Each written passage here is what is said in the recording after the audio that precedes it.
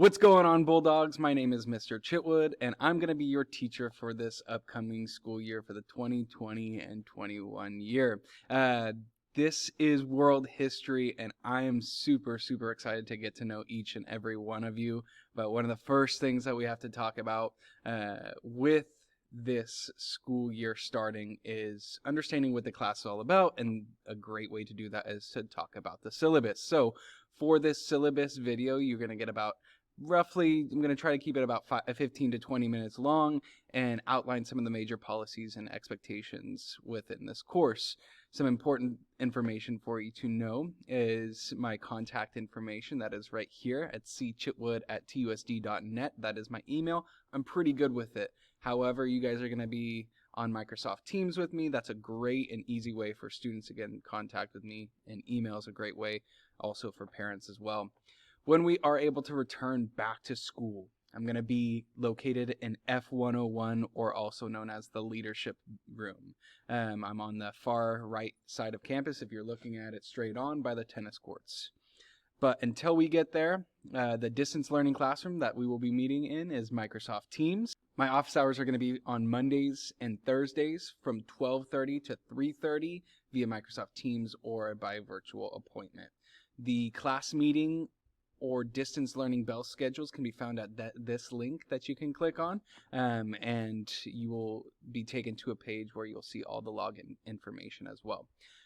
What the heck is world history about? World history is a 10th grade graduation requirement which satisfies 1 year of the A and A through G requirements that examines the social, political, economic, cultural, technological, and religious aspects of society that affect society throughout the world, from the rise of democratic states to the present era.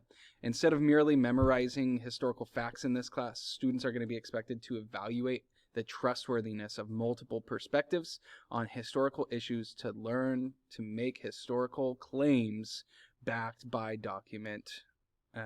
primary source evidence. What you guys are going to see below is going to be an outline of our course.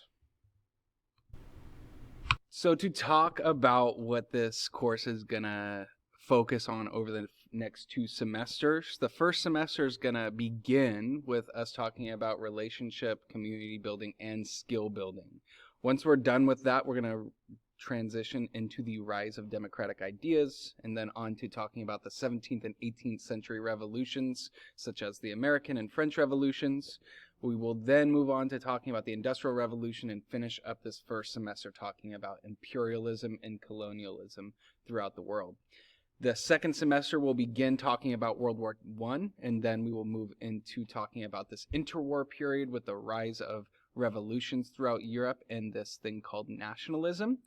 We will then transition to World War II and the Cold War, and finally finishing up the year talking about our modern global issues that we are facing in this world today. Materials that you're going to need for this class, and that I'm looking to see that you guys bring every single day, either to our digital or our physical classroom, is going to be a college ruled line paper. You may need a loose leaf paper. It could be a notebook. It does not really matter to me. Pens or number 2 pencils, whatever your preference is. A computer, and if you don't have one, contact the district if you need a digital device or a hotspot. And a Microsoft Teams account. That's where all of my communication and assignments and video meeting times will be posted through Microsoft Teams. The textbook that you're going to be using is this one right here called HMH Social Studies California Modern World History from the Houghton Mifflin Harcourt. It was just last updated in 2019, so they're still pretty new. Make sure that you take care of them and properly care for them throughout the year. The learning model for this class, primarily in distance learning, we are going to be meeting on Microsoft Forms or Microsoft Teams, and you guys will be learning through what I call a flipped learning model. And what that looks like in practice in a regular class where we could report to the school every single day is that students would come in, we'd focus on projects, we'd focus on primary source documents and doing these activities to dig deep into the material. That's still going to happen within our synchronous learning, where I'm learning and teaching with you guys, the students, and that direct instruction where we're providing the content, that typical lecture material, is typically going to be reserved for some type of homework. So you can expect as a student for me to tell you to go watch a lecture video, me doing exactly what you're doing basically right now, getting the content that you would normally get from a lecture, and then coming back the next day or the day after that prepared to talk about that content or to use it in some sort of a discussion or investigation type activity. In terms of distance learning, CDE does a great job of defining exactly what distance learning means, but basically we're going to be on Microsoft Teams until we can come back and we're told that it is safe. So until then, we will be blending together a minimum of 20 to 40 minutes, depending on the day, of live instruction. That is called the synchronous period. The asynchronous time period is going to be reserved for that time after lunch. So between 12:30 and 3:30, students have the opportunity to contact me, reach out to me either on Microsoft Teams or email, to either have a video conference during my office hours or some sort of additional help. I am here to assist all of my students throughout the day. So during that asynchronous time, it is important to make sure to reach out to me if you need some sort of live interaction assistance that way. The learning model will stay the same, whether we're in a distance learning, a hybrid, or a physical, normal kind of learning environment.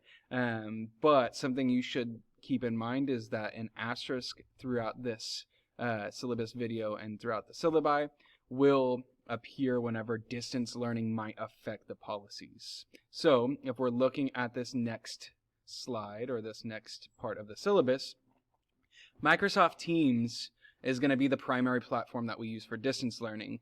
I would strongly suggest that you download both the Microsoft Teams app on either your digital device, be it a cell phone, and the computer that you're working off of. There will be things that I'm asking you to work off of in terms of a computer being probably the easiest to do it, but there may be some things that you could do on your phone. So you're going to have to make that decision whether or not the lesson that I'm asking you to do is going to be more appropriate for a computer or cell phone, but really, for the most part, we can meet on either. If you have not yet downloaded it, this link will be something you can click on to download Microsoft Teams. This is your login information on both Teams and the district-issued devices. You can also scan that QR code with your phone. The homework policy for this class is that students can expect to have homework every night, but will receive no more homework than is stated by Board Policy 6154. Homeworks assignments are expected to be completed by the due date, but students who are in school on the day that an assignment is due or need to leave prior to the classes or the period's conclusion should turn that assignment in prior to leaving the premises. When it comes to distance learning, what is my homework policy? Basically, distance learning and hybrid learning or normal learning, the academic content, classwork, and independent work shall all be combined to meet the daily minimum of minutes per grade level, but should not still exceed that stated by Board Policy 6154. But when it comes to late work assignments in my class have specific due dates, but that does not mean that the work cannot still be turned in. In fact, I have a policy where students can turn in any assignment late until the end of that current unit that we are in. So say, for example, if we go back up to our units, the student misses the first assignment of the year. The first assignment of the year in unit number 1. They have until we move to unit number 2 to turn that assignment in, and that will typically be very explicit for the students. So I will make that very known to receive up to 50% of the possible points. If you have an excused absence the day an assignment is due, you may turn in the following next full class period. But if you are turning in or submitting an assignment late, please make sure that the late denotation is up at the top of it. When it comes to distance learning, it is super important for you guys to really make sure that we are in the contact loop with you, the student, or you, the parents, when a student is not going to be in class. That way we can not only understand that yes, you weren't in class and make that explicit to us, but also know how we can get you back up to speed when you get back. So make sure that when it comes to distance learning, that you're keeping us in the loop if for some reason you're not able to log in. But really it's the same thing when we get back to normal school. When it comes to makeup tests and work, any test missed due to an excused absence can still be taken as soon as possible the first school day back. You need to talk with me, make some arrangements so that we can get you the work that you missed and the test scheduled. An example of how much time a student might get is if you're gone for a series of 2 or more consecutive days, excused absences prior to a scheduled test, then you will be allowed that same amount of time to make up that test. Typically, I give makeup days on Tuesdays and Thursdays, so really you have until the next Tuesday or Thursday and to make up that test. In terms of suspensions, according to California law AB 982 that was passed last year, students will be given the opportunity to make up work should a student be suspended from school at the student's request.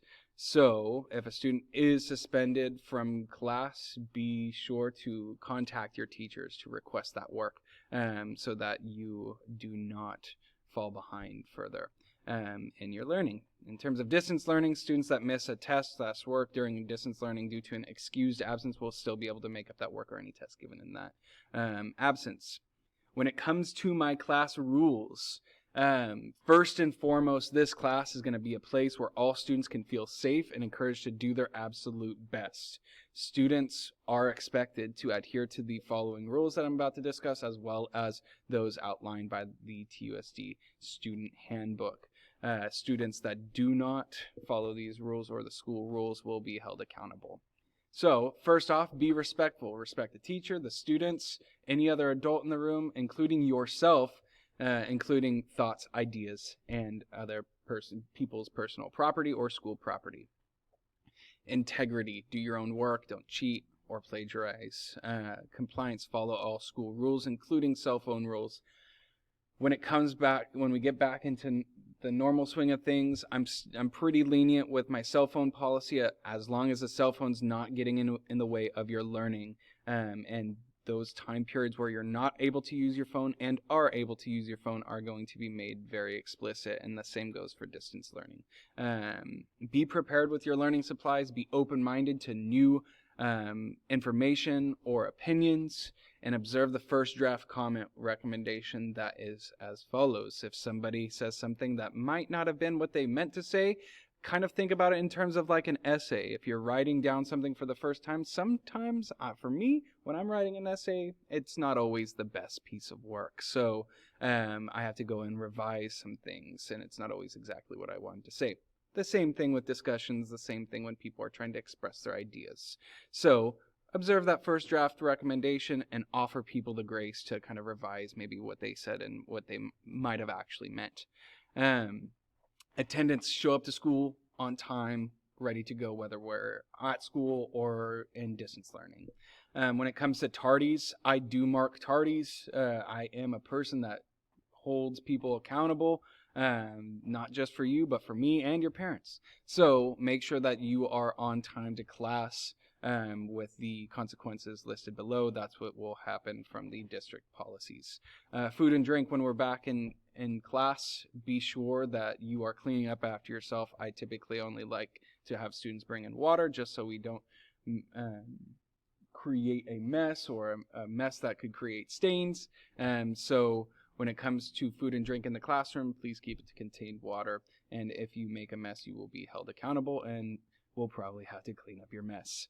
When it comes to digital learning norms and digital citizenship, the following are my recommendations, and really encourage you to follow the rules below when we go into our distance learning format so that everything runs smoothly and we create a equitable learning environment.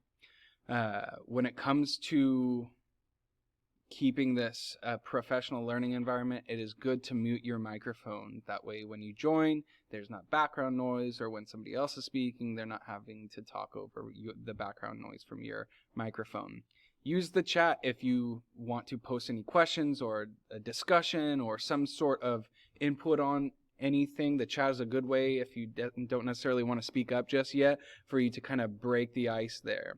Be in the moment. As much as I like playing Call of Duty, I know it's going to be a distracting thing in distance learning to see that PlayStation or that cell phone is right there. But trust me, be in the moment, and you are not going to have to go back and relearn anything. You're not going to have to feel like you missed something. Being in the moment is going to allow you to reduce the possibility of missing out on something, and will increase your understanding of the content in the class. Make sure you turn on your camera. Utilize backgrounds if you don't want your background to be shown. But really turning on your camera is going to allow me to understand that you're there, and really be able to understand working with who I have in my class and whether or not things are being received well from you guys. So making sure you turn on your camera is going to maintain that professional environment. Also, on the idea of backgrounds, be mindful of your backgrounds. Avoid using distracting backgrounds. If you have any inappropriate backgrounds on there, you may be removed from the call and be subject to discipline. Be punctual. Our class starts at 9:15. Or 10:15 or 10:45. Make sure you log in 5 minutes before so that you are not late. And if you're 5 minutes early, you're not going to be 5 minutes late. So same thing goes when we get back to school. Get in the zone to learn. Can't stress that enough. When you wake up, go through your routine like you normally would, but find a place where you can get in the zone, free from distractions, and get ready to learn. Look the part too. As much as I love wearing my pajamas, they're super, super comfy, there's something that makes getting up and getting dressed, makes you get ready for the day and being able to tackle it in a productive manner. I encourage you guys to do the same. Try not to eat on screen. There's this new sandwich shop right next to the high school that I've been going to a lot. They make super, super, super good sandwiches. It's called the Sandwich Spot. As much as they make good sandwiches, nobody wants to see me or anybody else eat on screen. So it's kind of gross. So when it comes to eating, please try to do that off screen in between classes or at lunch. Also know that we can all see you, what you're doing on screen. If you're picking your nose, we can see that. We don't really want to see that. So be kind of aware of what you are doing on screen so that you're not distracting somebody else, and we're keeping it a professional learning environment. Also be open-minded and respectful. As stated above or before here, be open-minded to new information and opinions, and observe that first draft comment. There is nothing, I repeat, nothing that we will talk about in this class that will lead you guys to come into class or log into class as friends and leave as enemies. While we might have a difference of opinions at times, this does not mean we can, will, or should treat each other in a negative fashion. Having said that, these are the consequences below for all of the class rules and norms. When it comes to grading, your grade is going to be calculated in a weighted category, and with that, you will accumulate points underneath those weighted categories, but they will be weighted in terms of your summative assessments, your formative assessments, your participation, and final exam to equal 100%. The 20% is going to be your tests and quizzes. The 50% is going to be your homework and classwork. The 20% is going to be your participation, 10% for final exam, and these is the grading scale for your final grade. I do update Aries every other Friday at the very least, but I tend to tote myself as keeping my Aries most up to date. As one of the leading people on campus here, I like to get assignments back with feedback and input it into Aries as soon as possible for students.